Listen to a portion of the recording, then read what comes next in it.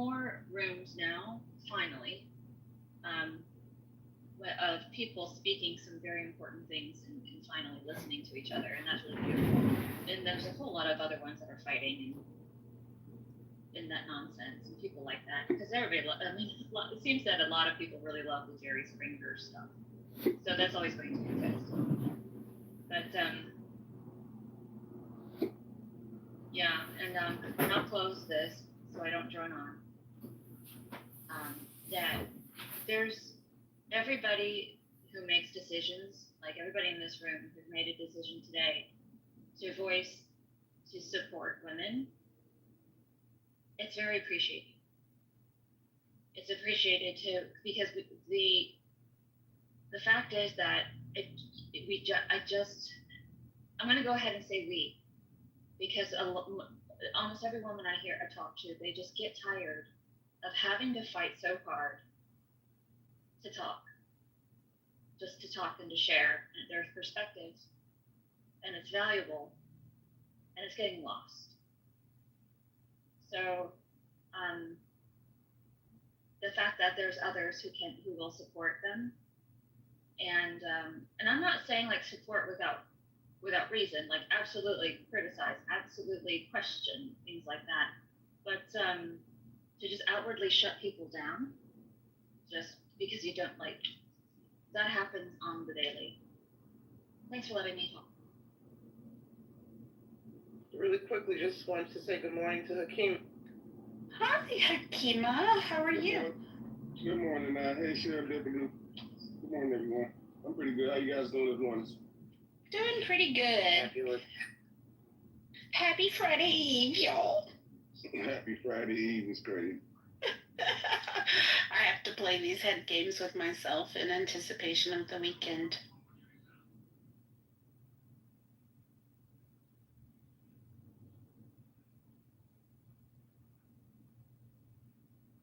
Yeah, everybody here, I hope you heard that.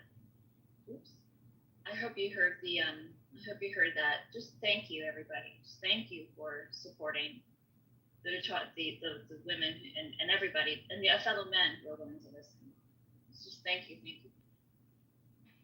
I mean, Kristen, I'll be honest, I go into other rooms and, I'll be obnoxious as fuck and like talk over people and stuff like that, but I mean, I highly respect the moderators in the room, and I know how to act and behave when I'm in a room where like this kind of stuff really matters. So I think that's kind of it, I mean, I'm here to learn but more than anything, to be honest with you, and I learned a shit ton in this conversation. I had no clue. I mean, I heard random things. I didn't know really what they meant. I never really looked into them, and you just explained a lot to me. I thought it was super helpful.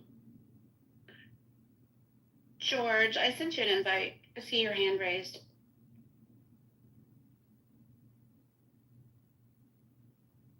Good morning. Good morning. I didn't realize I had raised my hand. No worries.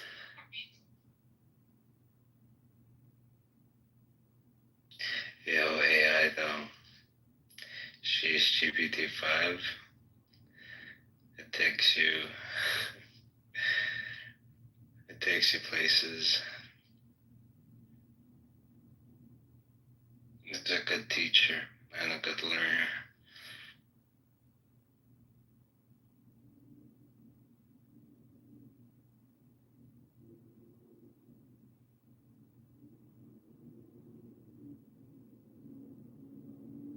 I'm just waking up.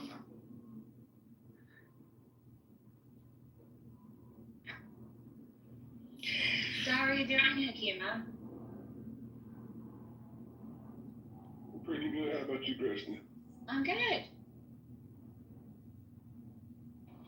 Or Devin, or my friend, if you guys have anything to share. Serendipity, do you realize that that interaction with Jarl this morning is the most contentious interaction that this room has had in like a week? And that says a lot about this room, because that wasn't very bad. And that's literally the worst. that we've had. Isn't that crazy? This room is super chill. That could be a good or a bad thing, Mike. You know, we got to give the people what they want to see. That's true. Depends if you're going for audience size or, or Charles, in spite of Charles' extremely critical opinions of me, when I have never been anything but hospitable to him, Charles is always welcome to come on this stage and spit his opinions.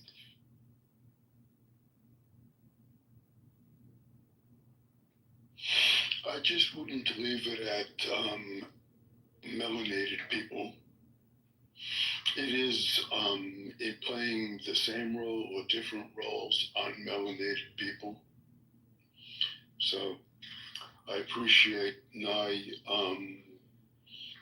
putting herself out there and stating such a thing.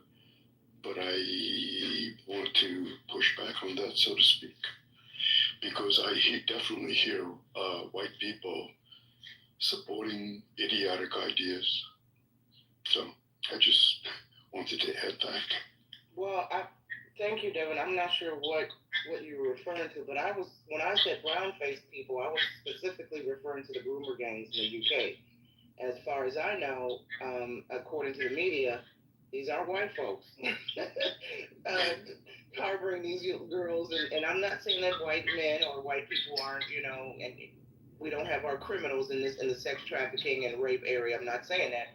I'm just saying the UK and the UK media has specifically noted that the groomer gangs are these immigrants, and these immigrants are just so happen to be brown-faced folks from, Muslim countries and African countries.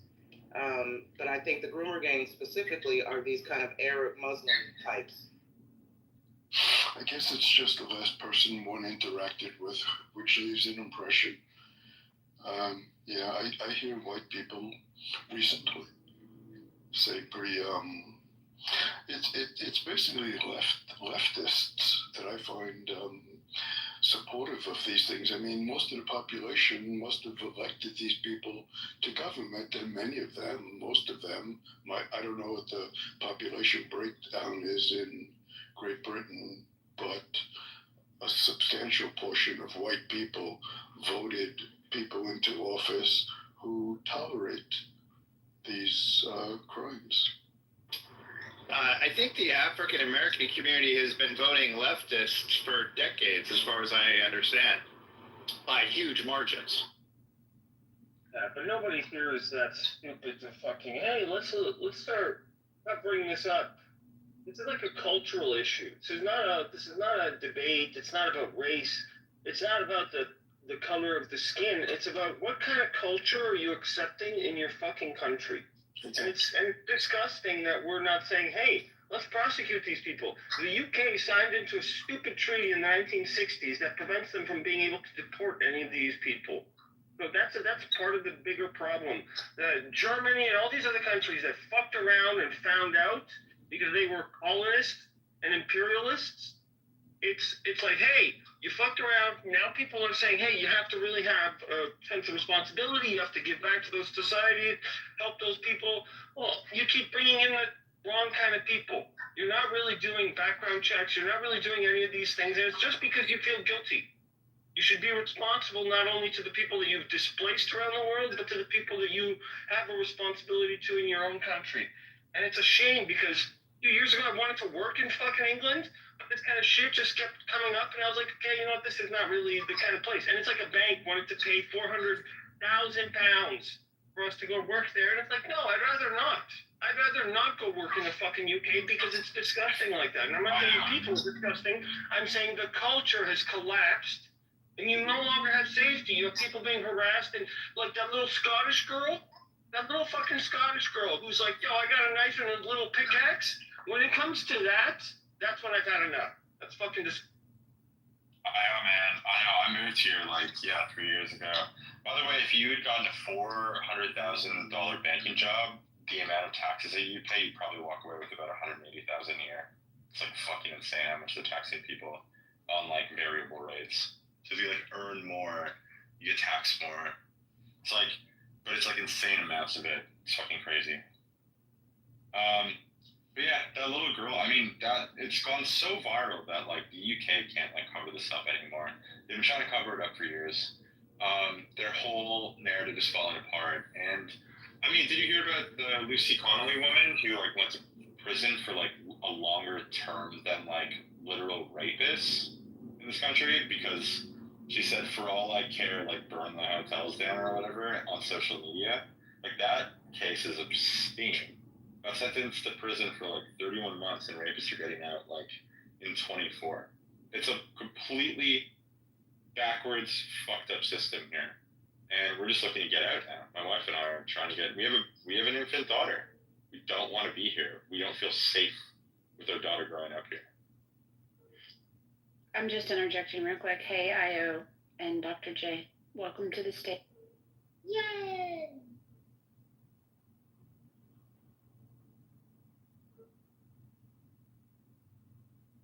To the chat, Celesta, I would say I don't even know. I don't know if it's incompetence at this point or if it's on purpose, but it's getting pretty close to like, being on purpose at this point. It's just like obscene what's going on here.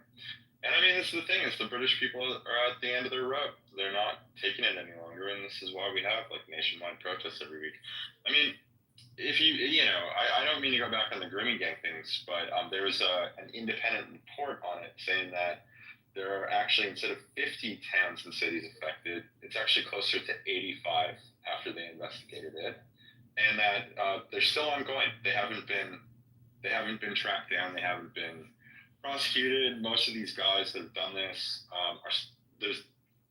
they're still active in tons of regions. So the police don't want to do anything about it, and this is why the people in the UK are so fucking dumb. And this is why I'm getting the hell out of this country, because, this is the most inept thing I've ever seen in my life. And, yeah, it's crazy. And I have a question for you. So you mentioned that the Conservative Party in England, that AOC would fit in nicely, and that's how liberal it really is kind of skewed there. Do you think that can you correlate that with the idea that America is obviously on a pushback toward hyper-liberalism and, extreme liberal politics when it comes to like fighting back on transgender agenda and like the goofy stuff that politics have taken us to in America. So we're on a trend of fighting back against that. Would you say there's a correlation between where extreme liberal politics can take us in the United States and what London is seeing today? I think that the UK, the people that live in the UK are actually overwhelmingly conservative. So that's like the weirdest part. Like the Labour Party, when they got voted in, they got a majority government, but something like 19% of the country voted. So only 19% of a country gave them the majority. Just so few people voted for the Tories because they were done, right? So I actually think that there's going to be a massive shift in the way that the government functions here very soon, because I think that I think democratically there's going to be a major shift in things coming soon. Kind of like the Trump crackdown on immigration and the huge cultural shift that Trump's trying to put in effect to fight the liberal agenda in the United States. Kind of the same thing on the horizon. Yeah, they're going to deport. I mean, They're going to deport like a million people. They related. Like, if anything, I mean, we can all agree that Trump is like a disruptor in chief, right? He's disrupting the status quo, and it sounds like that's what England needs at this point. Oh, dude, like that times 100, to be honest. They're just afraid of being called racist. That's the problem. In England, if there's like a specific hate speech law that says, hey, it doesn't matter that you don't think somebody is racist, if the victim thinks it was racist or hate speech, it automatically is. It's the stupidest law. In America, the qualification in the law says if a reasonable person says it's hate speech, then maybe a jury would vote that because that's the condition they would have to follow. In England, it's no, it's the victim. which is the stupidest thing. I'm like, I know you guys are all sensitive. You had imperialism. You had your fucking empire. You lost it. But you can't have stupid laws like that. Canada also swung that way. Living in Canada, I can tell you that the hate speech laws lean a little bit in the direction of the UK. And because we're so close to the US, that the laws in the US make so much more sense. They just do. It's like, hey, a reasonable person? Yeah, that sounds reasonable. But when you remove that condition from the law and you just start saying, hey, everybody can start saying that everything's racist, then that word loses meaning and you get evil trampling over innocent people. Jarl says that Canada, in the chat, he says, we don't have hate speech laws, moron. That's what he said to what you're saying about Canada. We do, unfortunately, we do. Yeah, unfortunately, we do, yeah. I'll even put the reference in if you want. Up to 5 years in prison. Yeah, it's pretty strict, actually. Yeah, just to quickly chime in, I must admit, I was kind of fascinated by the conversation vis-a-vis the grooming gangs and you, and I just wanted to, I presume that you is in the UK, but with the hate speech thing, right, as a European, we kind of get a little bit exasperated with you Americans seemingly thinking that you have an absolutist position on this, and that the American definition of free speech and hate speech is the definition of hate speech and free speech. And the telling thing about what you just said, Io, in what you just said is imperialism. But if we scratch that, you know, in living memory, there was a genocidal war which was fought in Europe.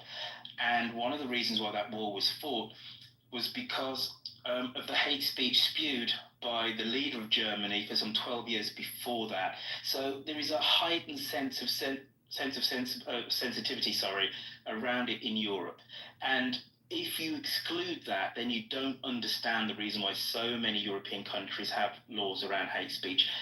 Could they maybe be modified? Probably, right? But you've got to start from that position to understand it. I agree. And if you compare the rape statistics of the year 2000 to the year 2023 and look at countries like Poland, UK, Germany, and France, I don't know what the fuck Poland is doing. I come from Poland. I'm a Polish Jew, so I agree with everything you're saying. Like, I don't tell Polish people that I'm a Jew because it makes the whole fucking conversation awkward. But yes, I agree that there's, like, you know, very, very bad things have happened in Europe, even in recent memory, even in the collective memory of people. But there's something to be said about, hey, when children are being raped at a disproportionate level, then something needs to happen. Either the laws need to change or England needs to leave the treaty that says, hey, they're not going to deport people even if they're criminals. That's my contention. Okay, that there is a law, a provision. I'll give you the provision in a second, but if you can comment on that, that would be... Okay. Well, I think you're slightly conflating two things. I don't claim to be any expert on the issue of the grooming gangs in the UK. I'm no expert, so that's a big caveat I'm throwing in at the start.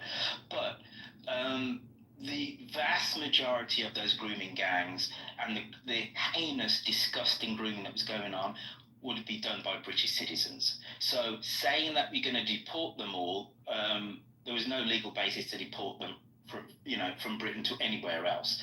Has there been some isolated incidents of relatively recent migrants raping girls in the UK? Yes, but the vast majority of these grooming gangs, which has been going back for some 20 years, when I forget which newspaper first uncovered the systematic patterns that were happening in these northern towns, they're all of British citizens of a certain ethnicity, I will grant you that, and a certain ethnicity of a certain religion in a certain specific bit of a certain country. It really can be narrowed down, but they were British citizens. Royfeld, before you were in the room, Ewan was talking about the those rape gangs and the grooming gangs, and he said he believed that the reason the government has enabled them for so long is that liberal politics have gotten to the point where they are more worried about being called racists than they are about protecting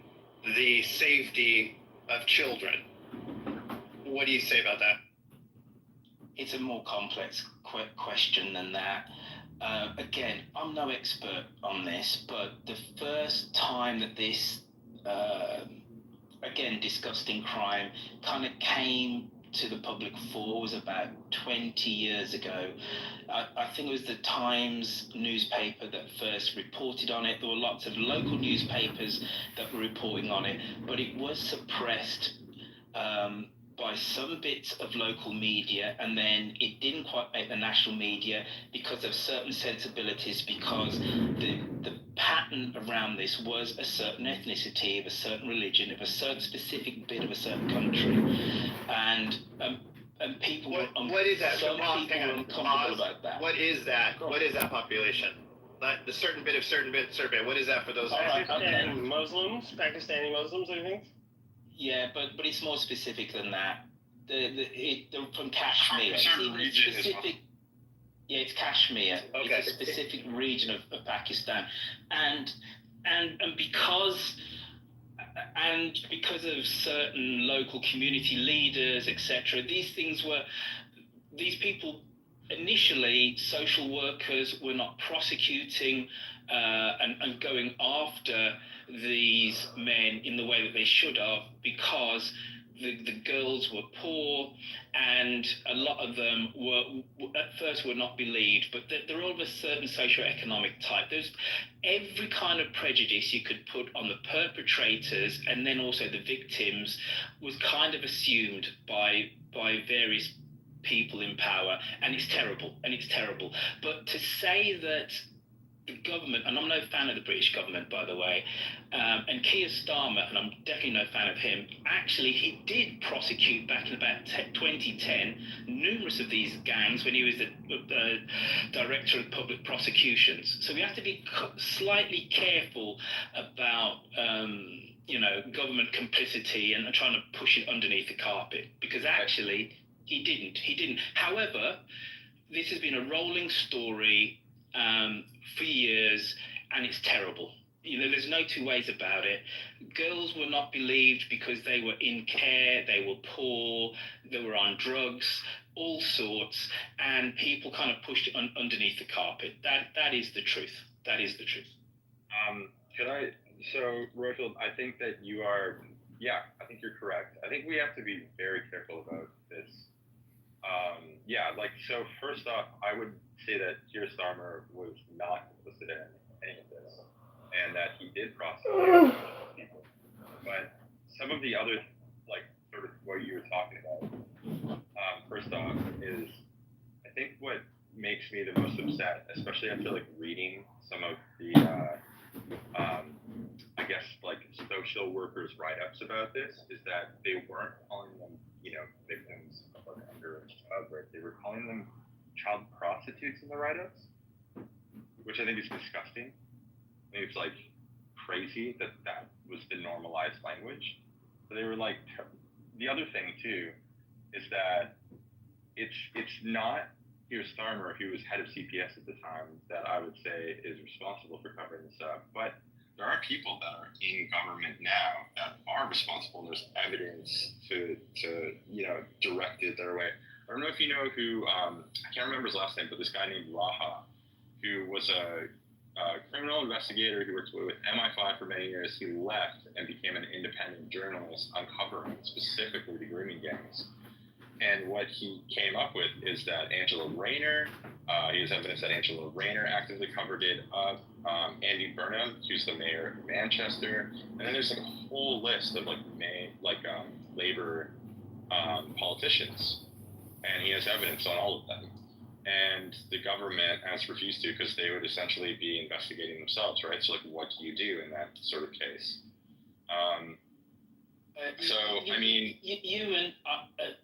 My massive caveat in this, and I said it at the start, is I'm no expert in this, and you seem to know more about the detail. One person's cover-up is another person's just benign neglect of an issue. But this, both sides of this can be true at once, in that this thing has gone on for 20 years, and every 3 months there is a case, and you just insert another British town where taxi drivers, in effect, have created this grooming gang. It's always around kind of taxi drivers as well. And on the other hand, it can be true also that actually we've been talking about this for 20 years, almost 20 years. So cover up isn't quite the right expression. That's There's not been to no minimize. national investigation into this, and it's actually they've traced 85 towns in the city of Stow with an independent investigation that just released documents like yesterday. So I would say it is covered up. It hasn't been investigated. Well, again, I defer to your wisdom on this, but the very fact that the first case got to the national press in about 2007 or something or another, and people were prosecuted back in 2010, says to me slightly otherwise. But I take your point about a joined up investigation that looks at the national-wide patterns of this and who was where when these cases came to their desk, and people were prosecuted, but the systematic failure of social services, but also the police on the ground when the first complaints were made in various cities, and what we can learn from that. All right, so I think the two opposite things can be true. It's not exactly a cover-up. However, there are things that we can learn and we should learn, and maybe a nationwide investigation which looks at all these instances, will pour some light onto this disgusting episode.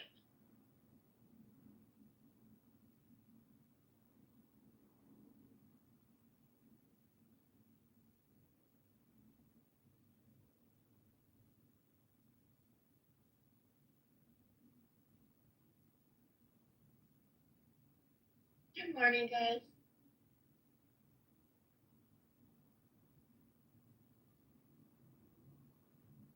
This is content serendipity. We're creating content. Good for us. Good morning, Holly.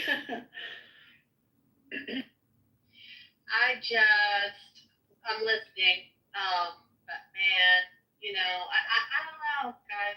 I don't know where to go. I feel like, are we safe anywhere anymore? I don't know. Sometimes. Is America, should we all just get the fuck out of here? Well, you're safer from sexual crimes in America than you are in England, and you're safer from gun crimes in England than you are in America. Well, I'd rather be raped than my children be killed at their school. Say that. Oh, well then America's perfect for you. No, I'm sorry. England's perfect for you. Backwards. You need to move to England. I know that's fucked up, but I'm for real. These are the questions now, right? Like, where do I want to live? Do I want to get raped, or do I want my kids to get killed in school? It's crazy because the little girl who was like, hey, stay away from my sister, she's only 12. She got arrested. Not the guy who was calling them sexy, but the girl who was like, yo, stay away from me. So it's weird that we're taking those kind of priorities. Like, I want to ask really hard questions, but it's like, hey, there's a lot of details there. The parents of the girl are saying one story. The news is saying another. The UK government is saying a different story than the people who are from that culture are saying, no, it's not a migrant issue. It's a definition of the word rape. When a little girl feels that she has to swing an axe and a knife, I don't care what your beliefs are. Something is wrong. Fucking fix it. That's exactly what Ewan said earlier. Did something new happen in the UK that I may have missed that brought this conversation? Yeah, little Scottish girl. If you just look up Scottish girl knife.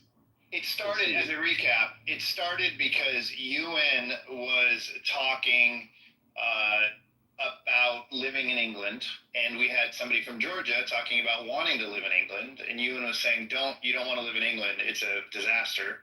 And then he started giving details about the rape groups and things like that, and a lot of us didn't know about that, and so we got really in depth to it. We started looking up, doing some research, and Cool. found that England is... What happened with the Scottish person with the knife? The Scottish girl? Yeah, so just from what I know, and if somebody knows more, then please correct me. But a little Scottish girl with her sister walking on the street. Her sister gets approached by this migrant, and he's kind of trying to, I don't know, engage them in some way, talk to them that they're sexy or whatever. And supposedly, what happened was that this is not the first time that this has happened. And so they're much more vigilant about protecting themselves. And so you have something like, hey, the girl whips out a knife, like draws like a little axe. It looks like medieval and stuff, but she pulls it out and says, like, stand back, my sister's only 12. Leave her alone, kind of thing. And then the guy keeps going, and really don't know what happened after that. The kind of video cuts off, but apparently one of the girls ended up in the hospital, according to some reports. Now, it'd have to be confirmed, but that's kind of like we're at, that there is this, hey, migrants take priority because we can't be racist. Seems to be the story. I'd like to be wrong. I don't think, listen, I'm going to check out of this conversation because I fully appreciate that, you know, there's no two ways about it. This terrible grooming gangs thing did happen in the UK, is probably still happening somewhere. And we need a root and branch torchlight on it as to the reasons why things got so bad. But, you know, if the conversation started with, don't go live in Britain because you're going to get raped, you know, it's like, come on now, right? And, you know, I'm proud to say that I come from somewhere which has free universal healthcare, right? Which has, and for somebody who, I loved my time in California, lived there for 9 years, I think we have a better work-life balance than in America. We have a low overall cost of living. You know, I could go on. America's a wonderful place, right? But if the conversation started, well, you know, you're going to get shot in America or you're going to get raped in Britain, you know, it's like, you know, we should all be a little bit more adult and a little bit more nuanced with our conversations. And again, I am not saying that Britain is perfect by any stretch of the imagination. But anyway, yeah, thank you for indulging me and letting me on the stage. The conversation didn't start that way. That was my sarcastic commentary 3 minutes ago. All right, Mike. The conversation started by Ewan giving us actual facts about what's going on over in England, which sounds pretty fucking messed up because we pulled up some statistics and saw that the UK is the top of the entire world of countries for amount of sex crimes, and it used to be Sweden. The UK has doubled Sweden in the last little bit of time. So it seems like it is a very serious problem. And, you know, whether or not we want to talk about it, it has political implications based on the liberal politics that have allowed, apparently, it sounds like a government to largely turn its nose to some serious issues because of the political implications of being called racist, which I think is a fascinating concept because the United States was kind of heading that direction. And Trump disrupted a lot of that by saying, you know what, our liberal politics are going a little bit too far. We can't have men and women's sports. We can't focus on transgender issues as a number one priority.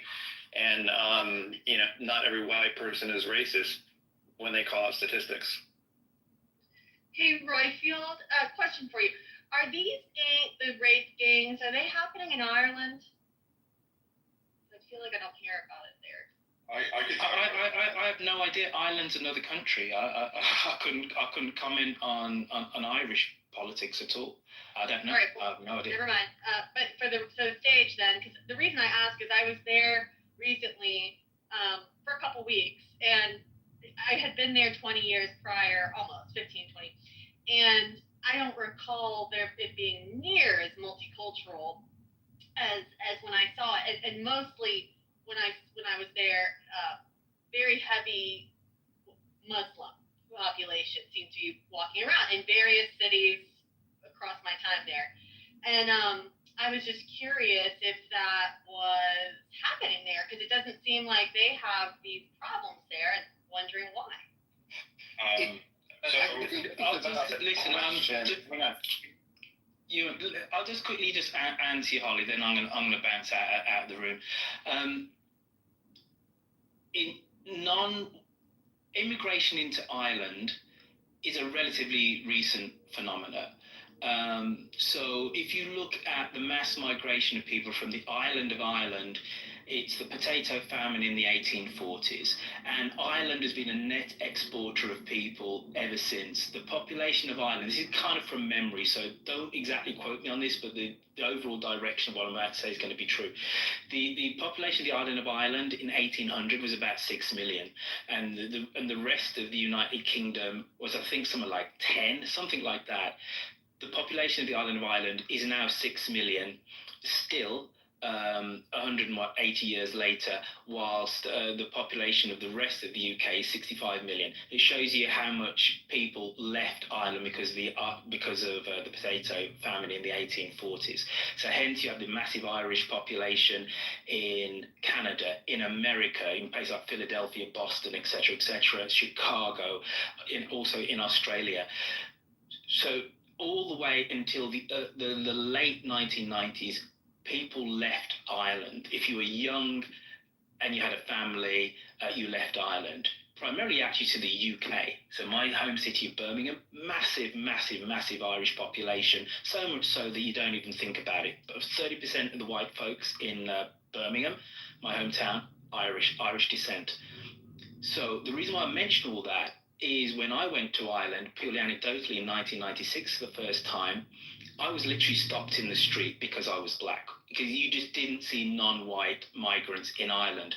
Since accession to the EU, and with the Irish economy doing really well, in the early 2000s, you got lots of European migrants to places like Dublin, and non-white Irish folks, non-white immigrants, going to Ireland. So now we are seeing first and second generation non-white Irish people, and it is incredibly common to go to somewhere like Cork or Limerick and see somebody who is black or brown who has an Irish accent and will call themselves Irish. It's a relatively recent thing, unlike in the UK, where there has been black and brown English people since the 1940s in significant numbers. There always were some before in places like London, but in terms of the mass wave of migration to the UK, so in the last census, 18% of people in the United Kingdom are non-white, and that fundamentally stems from 1948. Ireland is much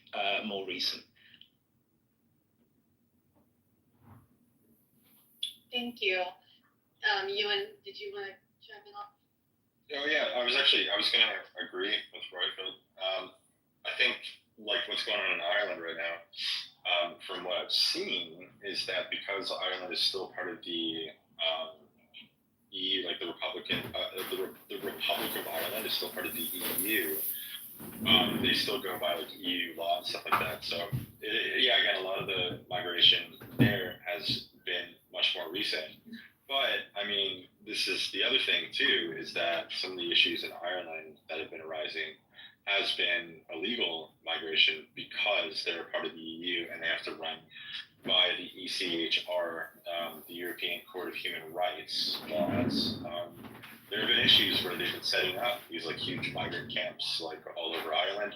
There have been like towns where illegal immigrants have been put in, and there's more of them than the actual population of the town. It's an incredibly tiny island. It's even smaller than the UK, and they've seen a massive influx very quickly of immigration. And some of it good, some of it bad. That's just the reality of it. I mean, with places like Scotland, for example, with the grooming gangs, things had not been investigated in Scotland previously, for example, but now that things are being investigated, it's starting to turn up that there were and are still active grooming gangs in Scotland. So, I mean, it's like incredibly complex what's going on here.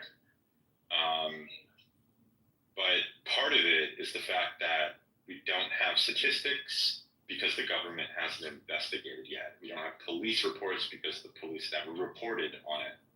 So that's kind of the issue that the UK is facing also, is that we don't know the full extent of all of this.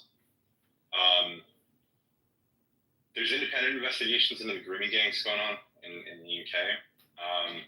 There's one that just got released, I think, yesterday or 2 days ago, that you can, choose to believe or not. But the government has essentially been forced into a national investigation into the grooming gangs because something called the Casey Report came out, highlighting the importance of doing a national investigation as it has been actively covered up. So, do you think that Ireland and Scotland could end up going down the road that Britain finds themselves in, or do you think that they will? Yeah, I mean, well, Scotland is part of the UK, right? So same laws, same national government. Essentially, they do have sort of a separate government, but it's still essentially it's Westminster that still can call the shots. So yeah, I mean, I think it's starting to happen out there. I think that we're starting to see a lot of like migration happening in Scotland. But I mean, like England, it's been happening for years in like, you know, sort of the main cities and towns like Glasgow, Edinburgh. Dundee is the town where the girl with the axe and the knife, that's where that viral video comes from. But yeah, I mean, it's so complex, but I think the part that makes it the most complex is the fact that we haven't had proper investigations into this yet, and essentially what the British people are the most upset about isn't the acts themselves, it's the actual cover-up from the government to police to even the caretakers that are supposed to look after these girls, you know? I think that is what the British people or people in the UK are like the most angry about, is the active cover-up. And it's still being covered up in ways, and it's still active. There's still active grooming gangs going on, even though it's probably one of the number one things talked about in this country. So yeah, it's a really, really dark, sad like situation going on here. Do you think like Ireland, not Northern Ireland, but Ireland that's not, you know, under UK rule, can they curb this before it becomes, like, do they have more autonomy, I guess? I know they're influenced a lot by Britain. I don't know how much, like, can they be spared? No. I guess. No. So Northern Ireland is under UK law, and they are actively actually moving migrants to Northern Ireland. I know that there was recently a huge riot where they burnt down 3 houses in Ballymena because a girl got raped by 3 migrant boys. They were underage too. They were all underage. But this is the thing, is that it's not like really focused on race or anything like that. The girl who got raped was a mixed ethnic, like half African, half Irish girl. I think the locals care about the Irish, you know, and they're worried about what's happening to specifically underage girls. And the thing about the Irish that's a little bit different from the English culturally is that the Irish actually go out and riot much more than the English do. I think the English are a little bit more passive with this stuff. So yeah, you saw huge amounts of violence when that riot happened. And yeah, I mean, I would say that the entirety of the United Kingdom and the Republic of Ireland is all in like a really weird state right now. I mean, the other thing that's interesting in Ireland that I could highlight is that the Catholics and the Protestants have actually been joining in marches together to defend against this like governmental migration habits that they're bringing all these people in. So seeing these people who would have been murdering each other and fighting each other in the streets 30 years ago joining in marches is pretty wild, because you know, if you lived in Ireland, that would not normally be the case. Wow, that's really interesting. I mean, every time there's a school shooting in the States, I go down the rabbit hole of like dreaming about leaving. And Ireland right now is like probably top of my list. But then there's this. So I don't know. There's always something that makes me think twice.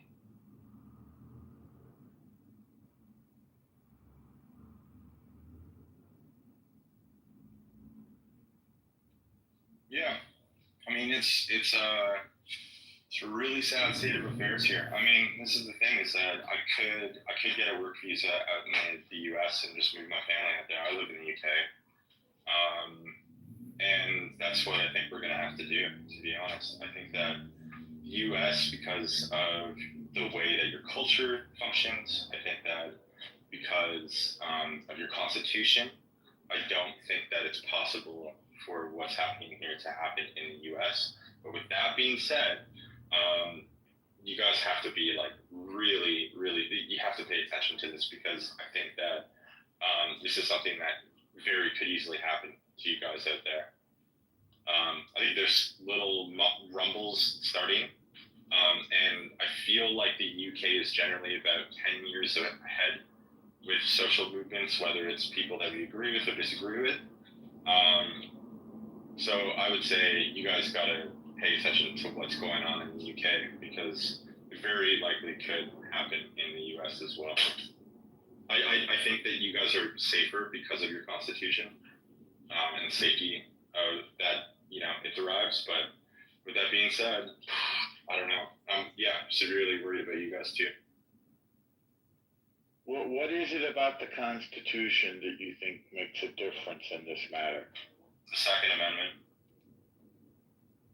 So specifically what you're saying is... Actually, sorry, the First Amendment and the Second Amendment together. Yeah, because free speech in the UK is gone. Are you saying we're safer because we have guns? I mean, yes, partially, but also the First Amendment, you have it in your Constitution. Free speech.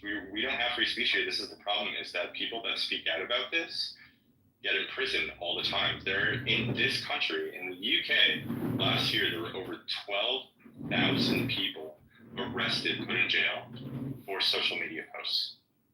I thought you also said that there are demonstrations every day about this. Of course, yeah. People are still allowed to protest. Right? But you have to understand how people are freaking out, yeah. But I mean, there's people being arrested left and right over this stuff too. There's lots of people being arrested during these demonstrations. There was a guy who yelled at a police officer last year during the Southport. Part of it was a riot, but this guy wasn't at a riot. He was at a protest, and he yelled at a police officer about it. This is the guy, Axel Ruda Cabana, who murdered 3 girls in cold blood at a Taylor Swift dance party thing, and it's like a horrible story. And this older gentleman who's retired, he yelled at a police officer. Wait, hang on a second. And he got arrested. Did you grow up at a Taylor Swift concert? No, at a Taylor Swift dance party. It was like a little neighborhood thing. Multiple, I think 8 girls got stabbed, 3 were murdered. He almost beheaded one of the girls. They were like under the age of 10. Axel Ruda Cabana. Who is that? He is a Welsh choir boy from Rwanda. But that's how the government portrayed him as. They called him a Welsh choir boy and murders 3 girls.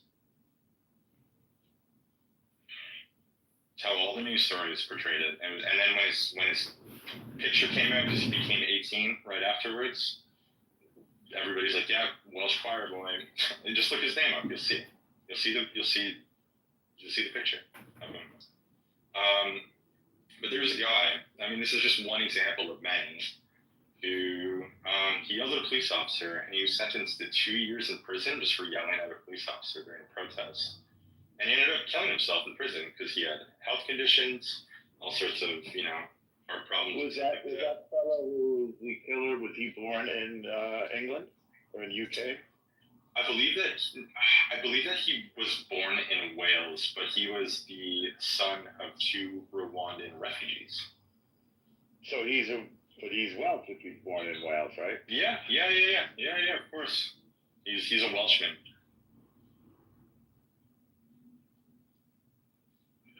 Are you being ironic? Sort of. But yeah, technically he's a Welshman, sure. I wouldn't say he's ethnically a Welshman. But, his background is Rwandan, but... You mean his parents are Rwanda? Wait, do you think that... Wait, are you saying that a Welsh person... Wait, so if I went to... if I went to Rwanda, no, do you know what? If I went to China and I had a child there with my wife who were both not Chinese, would you say that I have a Chinese child?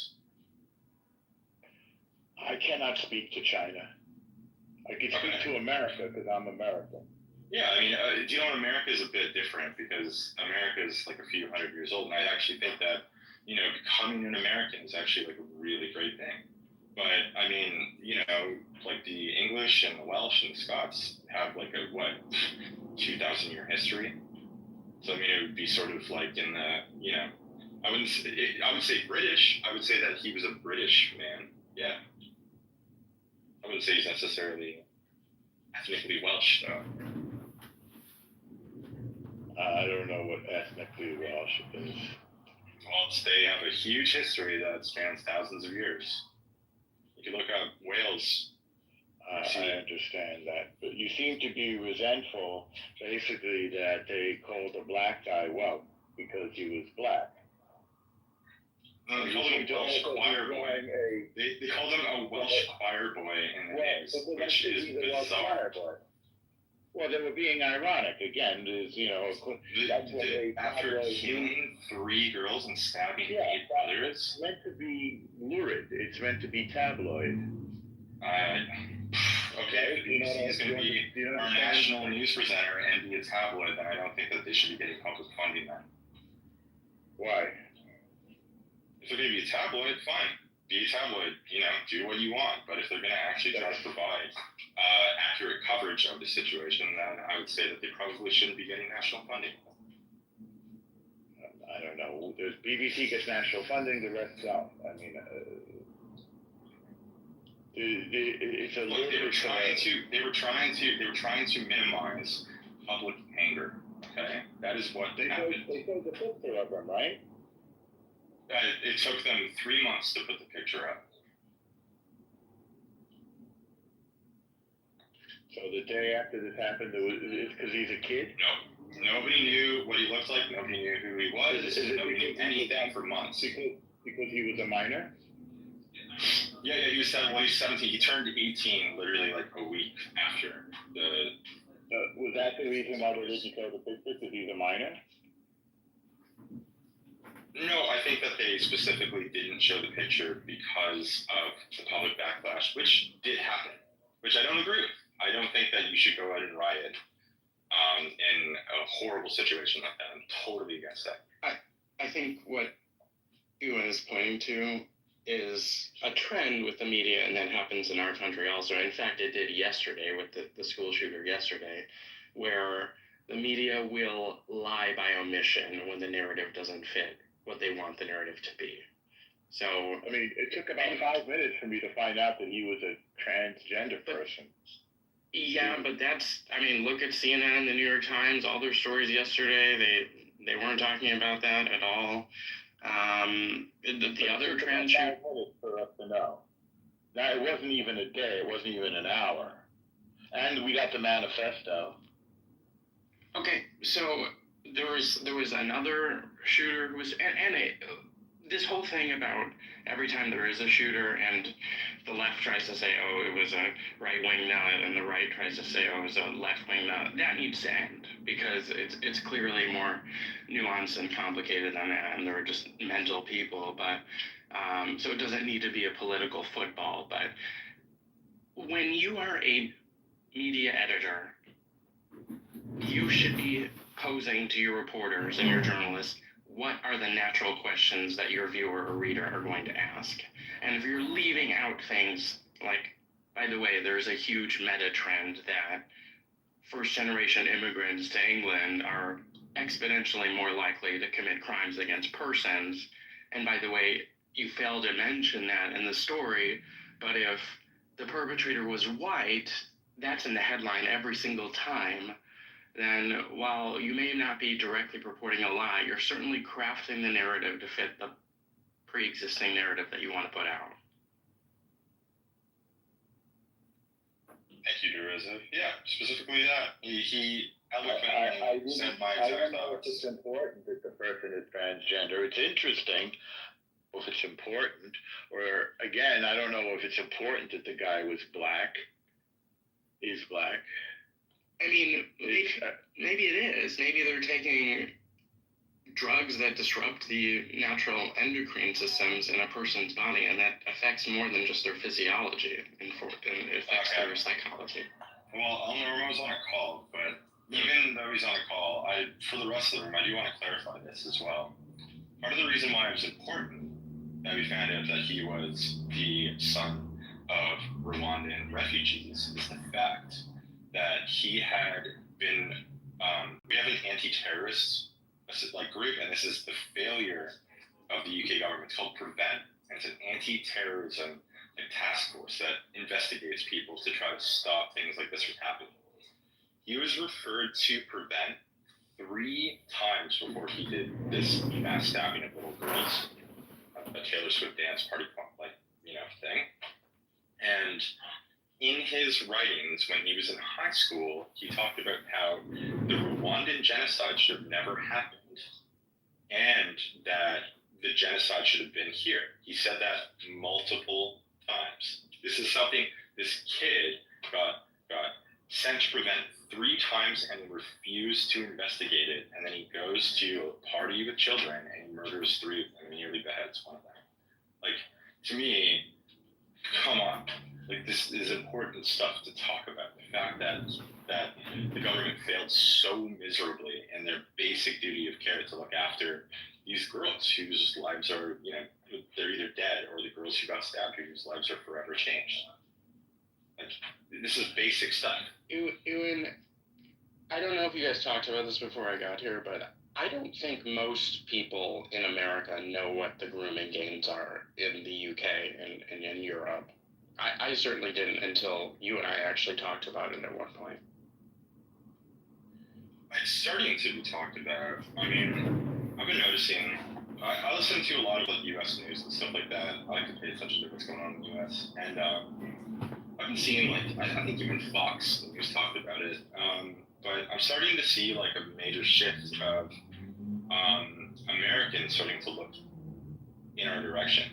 And I know it's not everyone. I know that there's a lot of people that still need to be sort of educated on it. But I really, really think that the microscope is starting to be put on the UK here. And it's really important that people do look into this, and you tell your friends and you tell your family about it, because it's really scary stuff. It's not the amount of violence that's going on here. It's not just the amount of sexual assaults or things like that, the rates of it that have gone through the roof in the past few years. It's also the fact that the government is trying to put people who speak out about it in prison any chance they get. So it's a really scary time here, and this is why I want to get the fuck out of this country. Yeah, and the only reason I said earlier, Thrice, if you weren't here, I had noted while Ewan was talking, the only reason why I know about it is because, I spend an unhealthy amount of time on Twitter. And there are a lot, there are a lot of accounts of people, UK-based people, Londoners, British folks, families who are directly impacted, families who film their family members being arrested for, either protesting against the groomer gangs, speaking out, being directly impacted because of loved ones. And not only that, you have a lot of people documenting what they call the 2-tiered police system, where you have a lot of natural-born citizens being arrested for just doing something as simple as praying in public. You can't pray in public in some of these areas, according to testimonies being shared. Also being arrested for things you post on social media. If you just speak out about, if you have a reaction to the groomer gangs, or this massive influx of migrants, they're being arrested for taking to social media and using certain words. And seemingly, these words are seemingly offensive, but the government has decided the citizens are not allowed to react. You got to be very careful. They police the language very heavily over there, seemingly. So you're right. The mainstream media isn't really covering this. You have to follow, kind of social media accounts, be on certain platforms, follow alternative news to really get the tea about what's going on, and it's very disturbing. I kind of felt that hesitation in Royfeld when he was here. Like, Yes. he really wouldn't go there. It was super awkward because he acknowledged that it existed, but he wouldn't go anything deeper than that. And then he chose to leave the room when it started getting real specific. It was really awkward. I really felt like the blanket of censorship on the way that he responded emotionally and the things he said. Like, he was like sitting up, being careful about every word.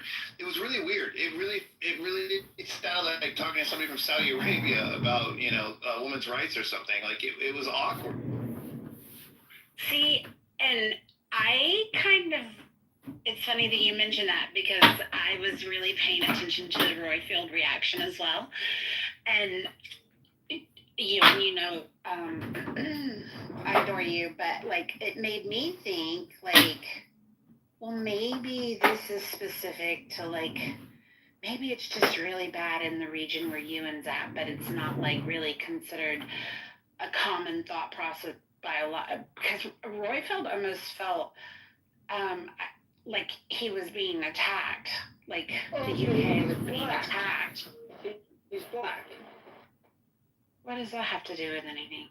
Well, you're saying that he felt like the UK was being attacked. I would say he felt more like black people were being attacked. And I think that if there was any defensive tone in his voice, it was probably because he felt like, hey, it's not all black people. I don't think that he was defensive as a Britishman. I think he was defensive as a black man. Well, but no, Nye had already had that conversation and addressed the room that she was talking specifically about Muslims. I could sort of explain it to you because it's actually not a skin color thing. I think that he's actually just much more left wing, and I think that there's like essentially just like the U.S. a major culture war that's going on in the U.K. as well. And it's like by any means necessary, we need to win. So a lot of people on the left aren't willing to actually address the grooming gang situation, and they are the type of people that would actively cover up the victims of this stuff. I'm not saying he would. I'm not for that. I'm definitely not putting those words in his mouth, by the way. But in that case, like, I have seen tons of videos, and I know black men personally who would probably stand with the flag wavers, waving the English flag, because that is their culture. That's what they were raised in, and they don't want girls in their communities to be attacked like this. So, I mean, it's not really a racial thing. It's more of a political differences thing. Can I jump in for just a quick sec? I love Royfield's a great guy. I don't mean to disparage him in any way, but I think his hesitance and reluctance to address the issue head on is it illustrates actually a lot of the same themes and patterns that were discovered in the inquiry that was done in the grooming gangs cover up, and that the main one being that it's not always people. I think this is what's hard to accept, is that a lot of the worst things happen with from people who are the best intentions. So that it's not people like actively trying to cover things up, but there's a discomfort, particularly among those who are on the political left, with acknowledging ugly stuff especially when it really. I do think it actually does involve race, but not in the way that was suggested by my friend. I think the way it involves race is anytime there are patterns that emerge, people particularly on the left, are extremely uncomfortable with acknowledging it. And I just want to really quickly read some of the key findings from the report from that grooming gang. And if I go on too long, just cut me off and tell me to shut up. But the audit exposed systemic, long-standing institutional failures in safeguarding children, turning a blind eye to abuse rather than intervening. There is persistent reluctance to record or confront the ethnicity of perpetrators. In fact, data on it was often omitted or obscured due to fears of being labeled racist or inflaming tensions. Local data, where available, indicated a significant overrepresentation of suspects from Asian and Pakistani backgrounds, but this was ignored or downplayed at the national level because the data collection systems were weak and incomplete. And so I think that's the main issue here, and I think that's where we see some of that from our speaker who left the room.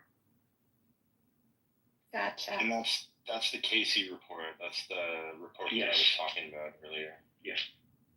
Where it's the report that dragged essentially our current government kicking and screaming to do a national investigation finally after they had said no to 2 previous ones.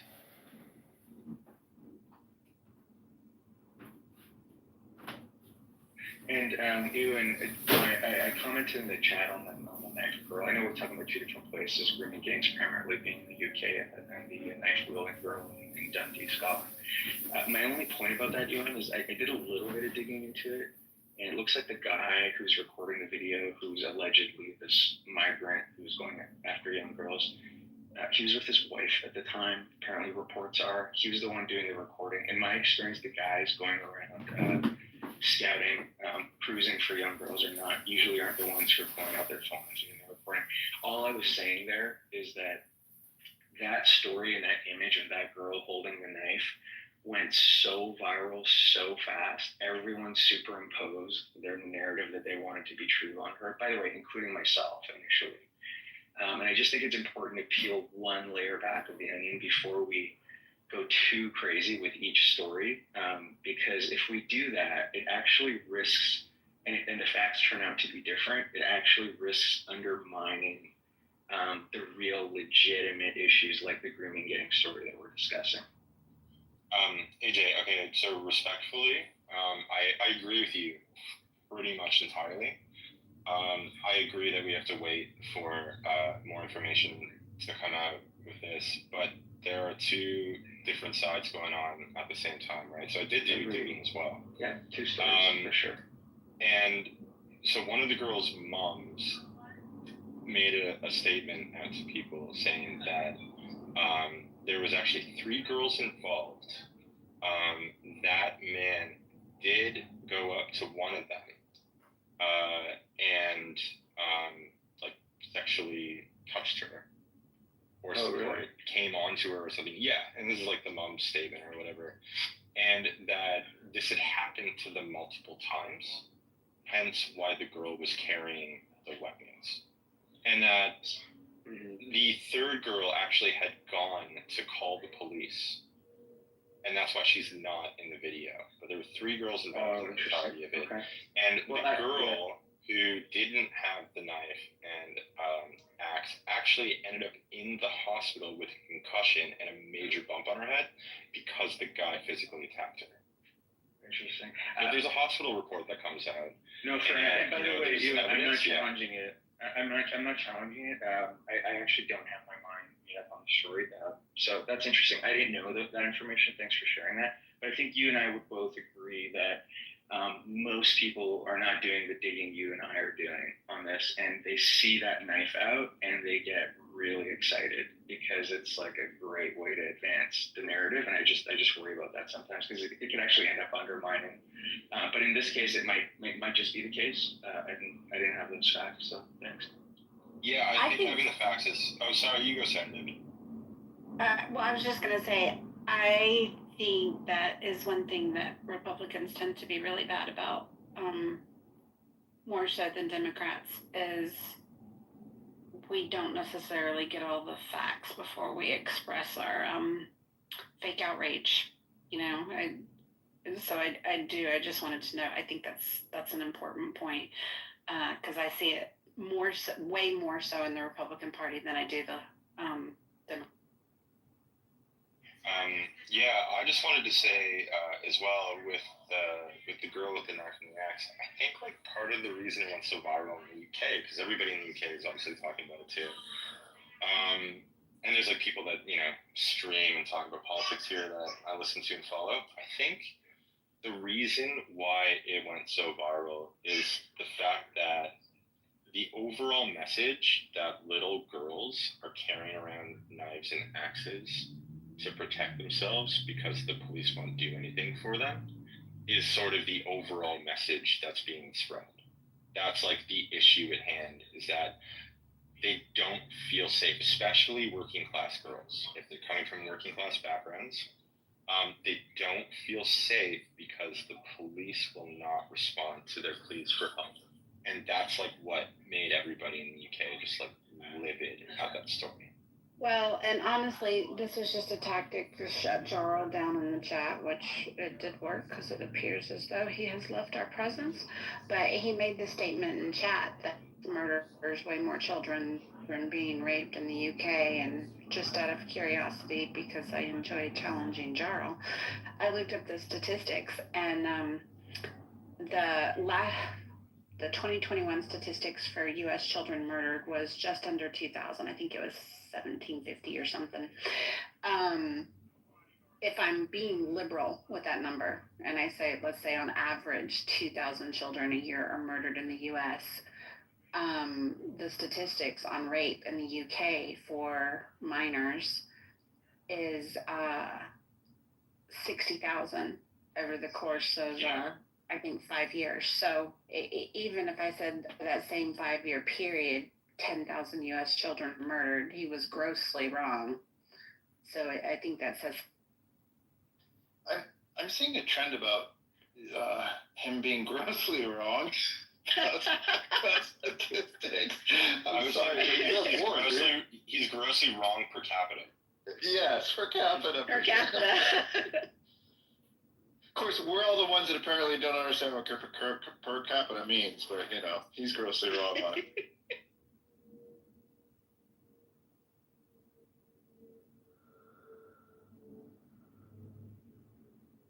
Yeah, Jarl was proven wrong a little bit left and right this morning, earlier in the room. He came up and wanted to be spicy. It was pretty scathing, actually. I was like, damn. I think his argument style is just to rouse the other side and not actually make a salient point. Well, what cracks me up is how once he's proven incorrect, how he moves the bar so belligerently. Right. Like America's 5 times worse than Canada, and then it's like, no, it's 2. It looks like it's 1.8 times. Yeah, that's double. Double is horrible. And it's like, wait a second. Right. Will you please acknowledge that you doubled the double already? Just exactly what I said. Just meant to frustrate you. Oh, it works. That's why I just shut up.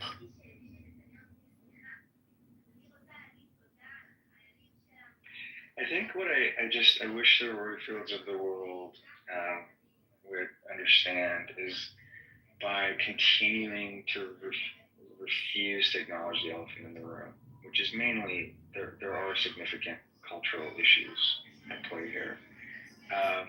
You're actually going to make life way worse for these Indians in Pakistan. I mean, look at me, right? For people who look like me. And there is a way of addressing this issue head on that can be done in a reasonable way that acknowledges, it's not all brown people, right? But there are some serious cultural issues at play here that we have to tackle and figure out how to address. And we're not afraid of calling it out. And if you don't do that, then the only people who are going to do it are going to be people who aren't going to handle it reasonably. They're going to be the people who aren't afraid of being called racist. And I don't think you want those people making the policy. So you neglect this issue at your peril. Yeah, no, totally valid point. I mean, my next door neighbor here, him and his wife, they're basically fresh off the boat from Pakistan, and we get along great. We have chats all the time. I would never judge all Pakistanis for what has happened with the grooming gangs in the UK. I think it's really important to focus on the actual issue at hand, which is that this specific group of men should all be prosecuted and deported and sent to prison and, punished and I would say publicly flogged at this point. But that wouldn't change my view of my neighbor. Obviously, I would never, think that way. So, I mean, you got to have a cool head with this stuff. You can't just generalize everyone in these cases. And I mean, this is the problem with people like the woke leftists is that they generalize all white people, right? So you can't. That's the problem. That's the specific problem at hand. You can't call everybody the same thing if they come from the same background. You can't call all Pakistan Pakistanis in the UK groomers, because that's just like not the case. But you have to at least call out that group. And most importantly, I think that what the people in the UK are angriest about, and I think that this is being misunderstood or purposefully, put in the media, is that I don't think that the ethnically English people are angry at the Pakistanis. I think they're angry at the government for actively covering this up for so long. That's the anger. I mean, I think it's the good old saying of if you import to the third world, you become the third world. And it's not that Pakistani and it's not like everyone who's from Pakistan are bad people, but again, it's like, what country are you coming from? What type of culture have you guys created there? And in Pakistan, they have a culture where rape is okay for the most part. It's highly accepted. But Alex, I think that in this case, so I disagree. So I think that what has gone wrong in this specific instance is the fact that the police did not enforce the law. They did not arrest these men and prosecute them for pedophilia on mass amounts of children. They actively covered it up. That is the problem at hand, specifically with the Pakistani grooming gangs in the UK. But by the way, I just real quick, I think a part of this is also that we don't often mention is I think, tell me if you disagree, but one less spoken about aspect of this is that a lot of these white younger girls were from lower classes, and there was some interactions with police that seemed to signal that they kind of didn't give a fuck about them, because they're like, what are you doing out there at night doing this anyways, and essentially like slut shaming them a little bit, and because there were so there's many layers to this story. There's also combined with fears of being labeled racism and inflaming racial tensions if it got out, like if they actually arrested these guys and went forward with it and the stories got out that there are these brown guys going around raping white girls, what that would do in the community. There's a lot going on that caused this cover up, and all of it is terrible. Yeah, I did want to make a quick point, because AJ, you're 100% right, and I forgot to bring this point up earlier, is that as an outsider living in the UK, watching, how everybody behaves around me and stuff like that, I feel like there's a distinct disdain for the English working class here, with specifically the middle class and like the upper middle class and stuff like that, where they really look down on these people. And I've heard people make these quips and here and there, like all the time, about working class people in this country. And that's the other issue too, is that there's a very definitive class system. Like for me, being from Canada, it's like my neighbor was like, blue collar, and I came from like a more white collar family, and like, the working class versus like the middle class all sort of like combined, and like we never really, like, the class wasn't a huge thing. I mean, obviously in every country it's still there a little bit, but in the UK it's very distinct, and I think that a huge issue with the grooming gangs is the fact that most of the victims were working class girls. So yeah, 100% correct on. And apparently they were working class from troubled backgrounds who were perhaps already in the social services system, perhaps missing one parent or even both parents, also possibly with drug problems and so forth. I'm reading about this now.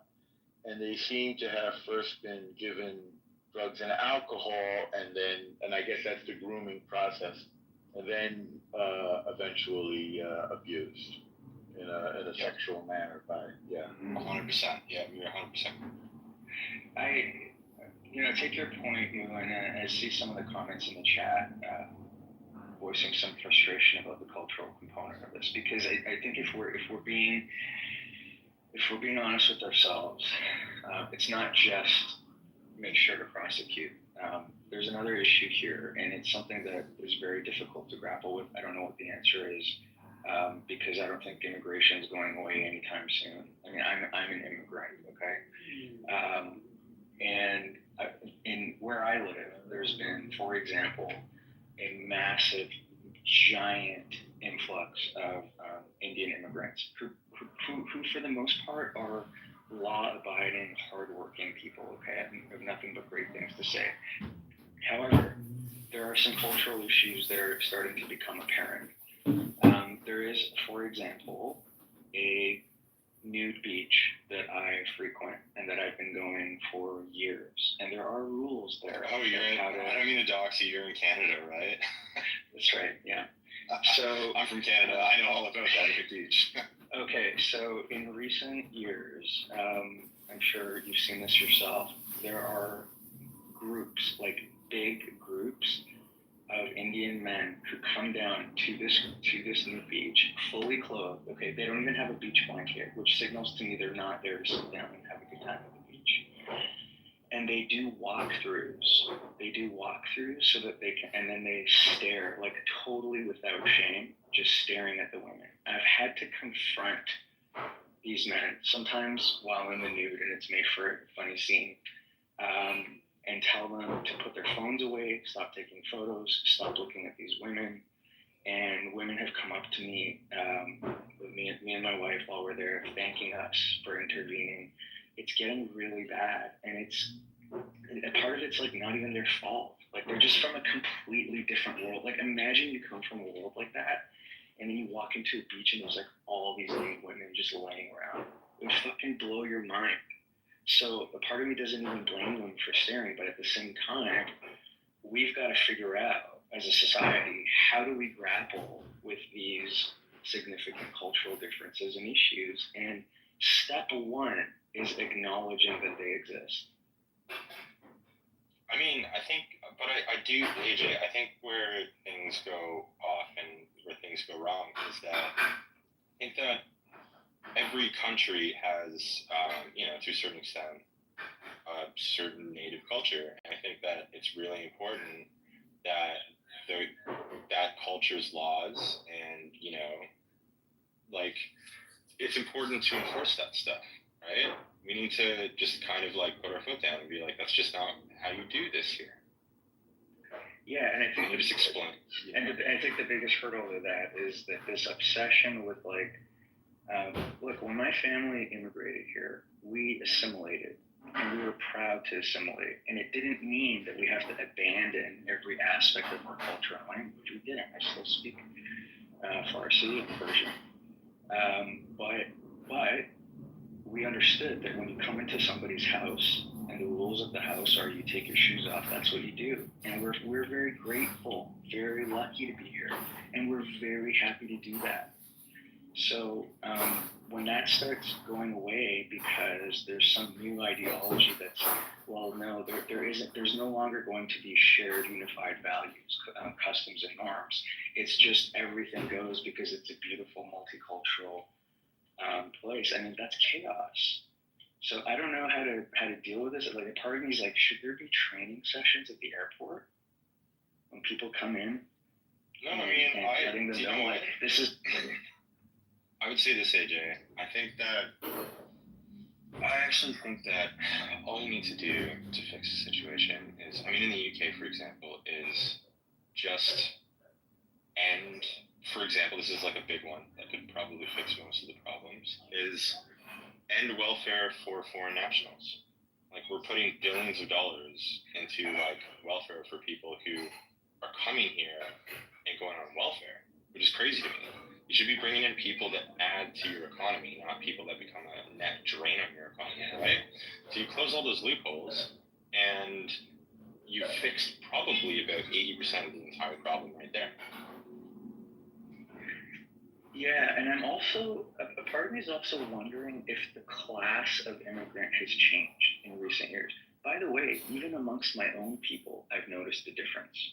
I've noticed a trend in terms of the type of Iranian who comes into Canada.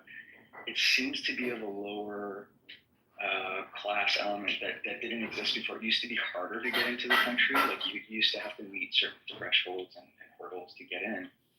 And I'm thinking, is this a post-COVID thing where all of these Western countries, to make up for the labor shortages, just pumped their countries full of immigrants, and in so doing, brought in a different class of immigrant? In other words, low-skilled,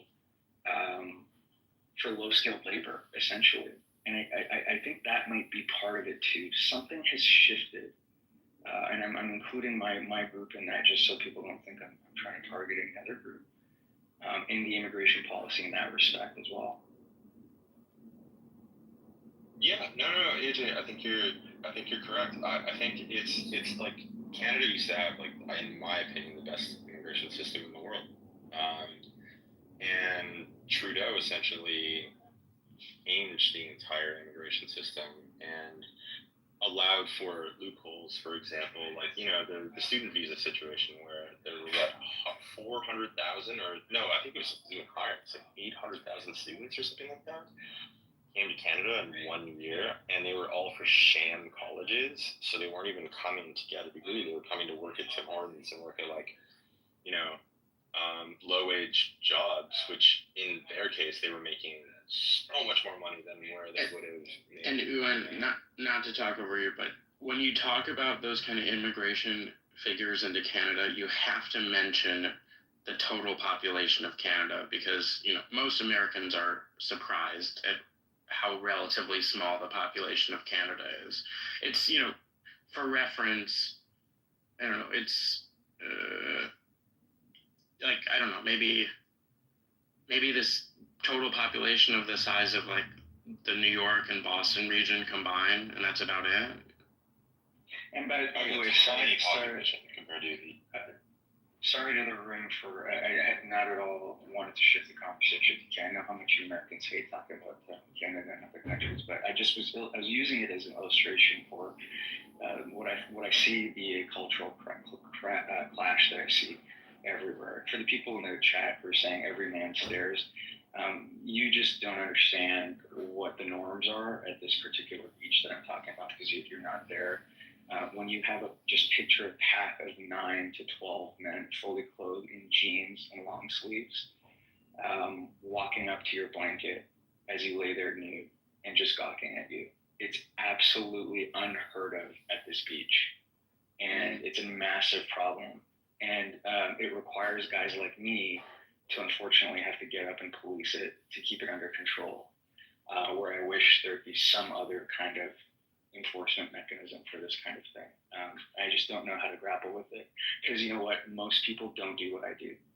Most people just keep their head down, especially white people, because they're so afraid of being called racist. And that's kind of why I feel more of an obligation to stand up, because I know the white people are scared to do it.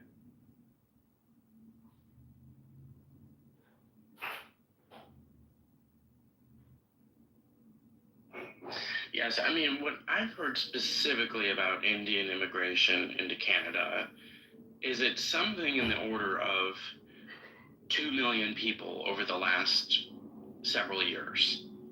And when you talk about the population of Canada being somewhere around 30 million total, imagine 10% of the country was just imported from one specific region in just the last few years. What that does to especially housing stock in the big metropolitan areas. I've been reading about, you know, what this was a cliche in New York for many years, but a 1-bedroom apartment where maybe 7 people are living. And, you know, when you talk about sort of, to be crude, the horny Indian boys who are going to the nude beaches to ogle women, like, they may be just, this is true in India also, just young men. They have no privacy to themselves because they're in such overcrowded housing conditions. They're just fucking young and horny. And there was nothing like that in their society. And they can just go and sort of, you know, get their jollies by just ogling women on the beach. And it's definitely a cultural clash at best, and and I'm also jealous because there are no nude beaches in my state. I know there are some in the U.S., but as a someone who respects the work of Dr. Jack Cruz, I wish I could sun my nether regions, but I don't have any private outdoor space. I live in a condo community. Yeah, it's been a 326% increase as of the most recent numbers I have is 2023, and it's only gone up since then. Increase what? Where? In terms of the migrant population, annual immigration trends from India, in Canada. So I think permanent residents, it was like 32,000 in 2013, and then it went up to 139,000 in 2023. Projected growth, it just keeps going up, 148,000, more than 4 times. They're saying that it's too risky to go out because, like, you don't know what's going to happen. You don't know who's going to be pulled in. That's the issue. Like, it's not that. Trump said permanent residents aren't allowed to leave the country, right? That's fucking insane. It's kind of I don't know if he said that, but I'm just saying what my lawyer told me. My lawyer was like, hey, we recommend don't leaving the country for a little bit, so just so that until you get a citizenship, and then you can, like, go ahead. Not just conservatives, but Republicans, MAGA Republicans, crying because, well, I shouldn't say that, that's too pejorative. I'm fascinated by their outcry because a person was fired by his employer for behaving in a way. Resigned. Oh, I'm sorry. Julio said that he was pressured to resign. It was under duress. That this person experienced consequences for behavior that he participated in online, things that he said online. It's like, are y'all new to being Negroes? Dude, like, when did Black people who call themselves conservative lose sight of the fact that if you want to keep your good job, you better be on your P's and Q's. And if you give people one little sliver opening to make you a target or to quote unquote force you out or whatever, even though I don't really believe that man, like I do believe that he's just doing that so he can like raise some money with GoFundMe or whatever, that your employer is going to take it because you are a Negro in the workplace. All of that crying, it's immoral. You think that's morally just? You think that's ethical? You're a Negro. Like, what's going on? Since when? And since when would y'all embrace the idea that actions have consequences? You exercised your free speech. Your employer said, ew, we don't like that. They told you to stop doing it. You still did it. Those are your consequences. So I'm just saying, all this, they like everything but the actions have consequences part of conservatism. Well, that's the key. I mean, you don't even have to go to the racial aspect of it. They seem to have lost that's just a conservative principle, if that makes sense. That's just a conservative principle. Actions have consequences. That's what's odd about the whole thing. You don't have to go to, you don't know the history of your people. I'm just saying, even more fundamentally, there's the conservative actions have consequences. When you do things in the public sphere, it can affect your life. It can affect your livelihood. That's the whole ball game in part. Yeah, I told Julio,